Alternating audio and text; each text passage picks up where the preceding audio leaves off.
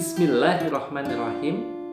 Assalamualaikum warahmatullahi wabarakatuh.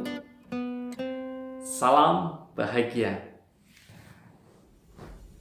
Para pemuda yang berbahagia, alhamdulillah, pada kesempatan kali ini bersama dengan saya, Kak Teddy, akan mencoba mendampingi kita berbagi pengetahuan bersama tentang Pancasila.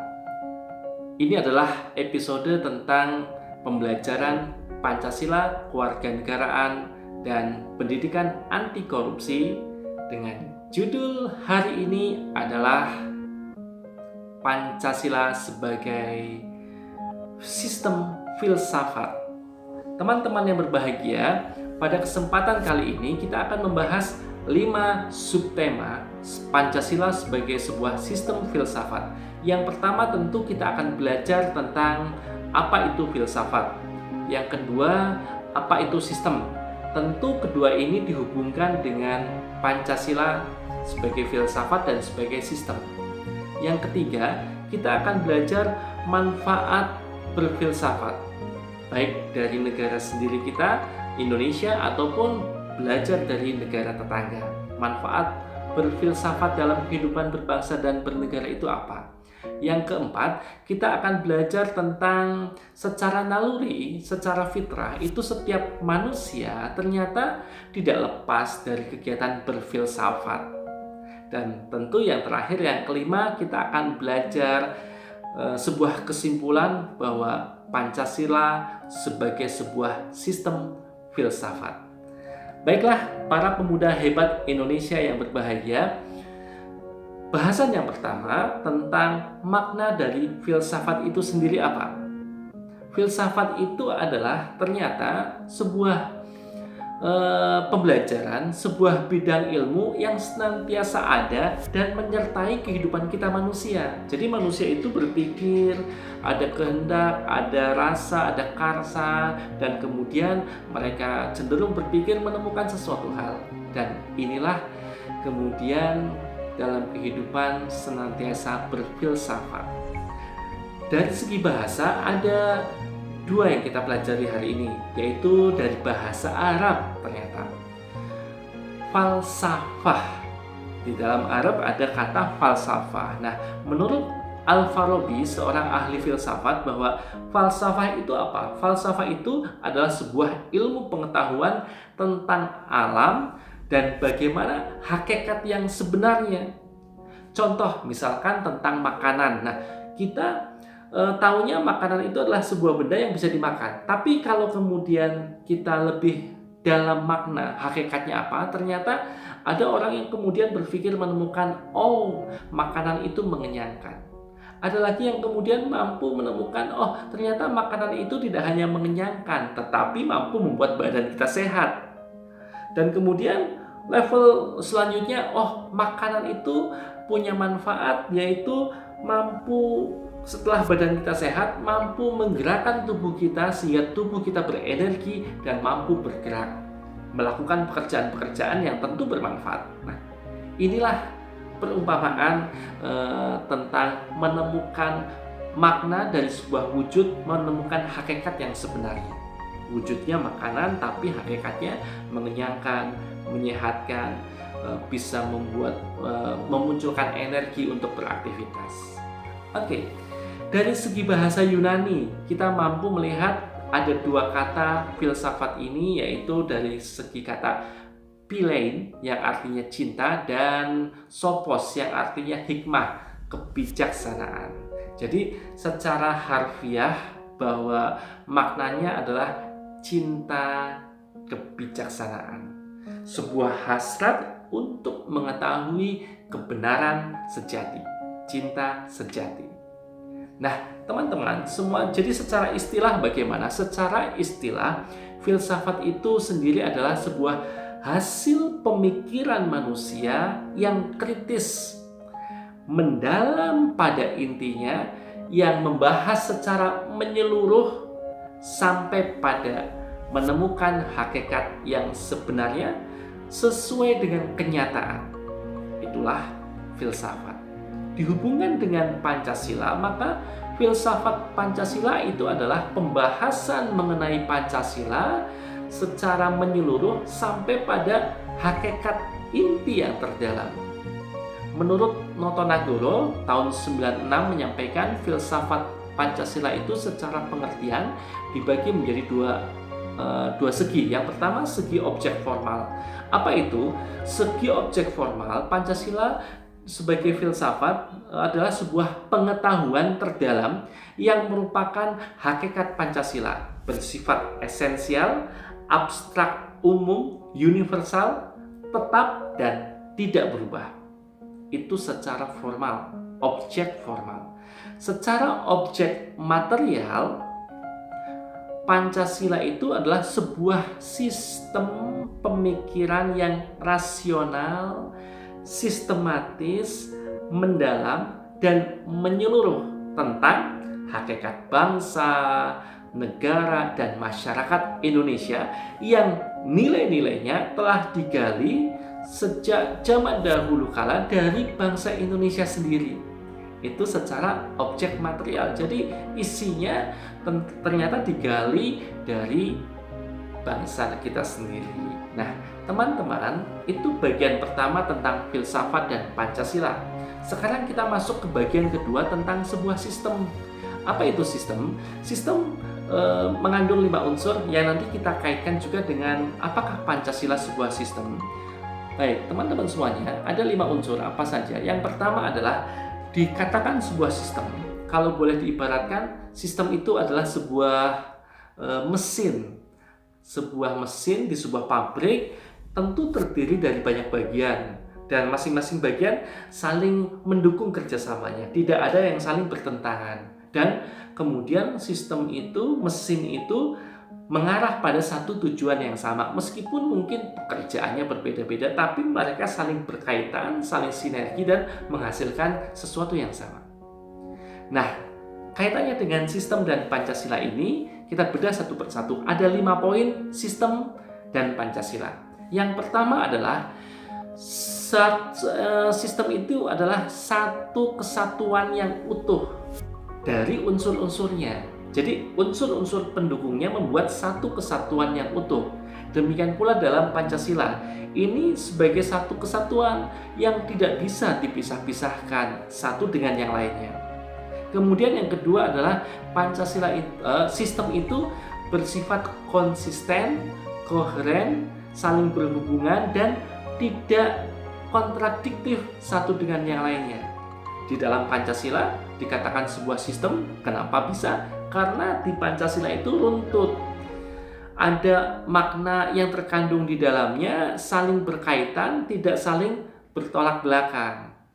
Mulai dari yang pertama, nilai-nilai ketuhanan akan saling berkaitan dengan nilai-nilai kemanusiaan tentunya. Dan manusia-manusia ini kemudian harus bersatu. Dan ketika bersatu dibutuhkan sebuah nilai-nilai kerakyatan, kepemimpinan, permusyawaratan, dan tentu akan menghasilkan sebuah keadilan. Nah, kemudian poin berikutnya adalah selain Pancasila bersifat konsisten, runut, dan tidak bertentangan satu dengan yang lain, nilai berikutnya adalah ada hubungan antara bagian satu dengan bagian yang lainnya, saling berhubungan. Nah, di Pancasila masing-masing sila saling berkaitan, saling berhubungan, dan saling mendukung tentunya. Sebagaimana poin keempat itu ada sebuah sistem itu dikatakan sistem, ada keseimbangan dalam kerjasama. Mereka saling bekerja sama, saling mendukung, saling berkaitan untuk mencapai sebuah tujuan tentunya. Dan itu ada pada poin kelima, yaitu semuanya itu, semua bagian-bagian itu menuju pada satu tujuan bersama. Apa itu? Kalau dalam Pancasila kita punya tujuan bersama, yaitu kesejahteraan bersama, baik untuk di dalam negeri sendiri maupun secara menyeluruh global internasional. Oke, teman-teman semuanya. Kemudian pokok bahasan yang ketiga, kita akan mencoba membahas tentang manfaat filsafat itu sendiri. Filsafat itu tidak hanya di Indonesia, tapi secara menyeluruh di dunia ada, dan masing-masing negara punya filsafatnya sendiri dalam menjalani kehidupan berbangsa dan bernegara. Fungsinya apa? Fungsinya adalah ketika masing-masing negara memiliki nilai-nilai filsafat dalam menjalankan bernegaranya, maka yang pertama dia memiliki ciri khas. Masing-masing negara punya ciri khas dalam menjalankan pemerintahannya. Kemudian yang kedua, tentu selain sekedar ciri khas, tentu akan membuat negara itu semakin kuat karena memiliki prinsip. Dan berikutnya adalah adanya solidaritas, persatuan yang sangat kuat, yang sangat tinggi di antara penduduknya karena mereka memegang sebuah prinsip, dan tentu akan menjadi negara yang disegani oleh negara lain. Sebagai contoh, negara Yunani misalkan, mereka terkenal dengan filsafatnya yaitu demokrasi. Perancis kita kenal dengan liberté, égalité, fraternité, yang artinya dengan kebebasan, keadilan, dan persaudaraan. Di Amerika, mereka mengagungkan Declaration of Independence. Di Saudi Arabia dan sebagian negara Arab lainnya tentang hukum-hukum Islam. Nah, bagaimana di Indonesia? Di Indonesia, filsafat Pancasila ini adalah sebuah hasil pemikiran mengenai prinsip berbangsa dan bernegara, dan dihasilkanlah berupa Pancasila setelah tentunya melalui proses yang panjang. Teman-teman, tentang Pancasila ini kalau kita berpikir mungkin tidaklah sempurna, karena yang sempurna ini milik Tuhan Yang Maha Esa.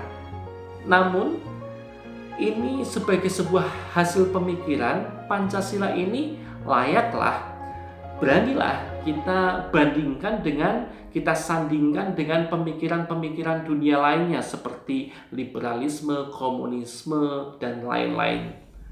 Kita bangga, ini sebuah hasil pemikiran murni karya hasil dari renungan dan kemudian dirumuskan oleh para putra-putra terbaik bangsa, dan ini layak disandingkan dengan paham-paham yang lainnya.